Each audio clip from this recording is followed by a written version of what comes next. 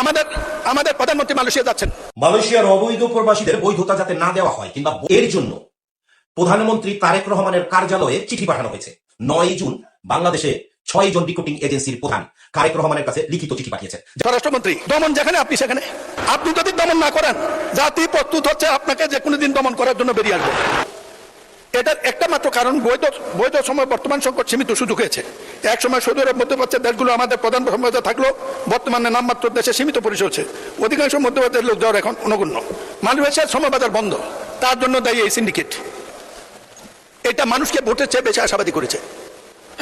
মালয়েশিয়ার সাথে আমাদের সমস্যা, যে সমস্যাগুলো বিদ্যুৎ সরকার এবং ম্যান পাওয়ার নিড করেছে, এটা মুক্তিযুদ্ধের ইজ্জত, দেশের ইজ্জত, বিদেশি ডলার ইনকামকারীদের ইজ্জত, এডিমেন্টের যোদ্ধাদের ইজ্জত, জাতির ইজ্জত রক্ষা করতে চান। একটি কাজে করেন, যে কোনো কারণে হোক এদের উপর নির্যাতনকারী ম্যান পাওয়ার ব্যবসায়ী এবং বিদেশি দালাল, তাদের বিরুদ্ধে কঠোর ব্যবস্থা নেন।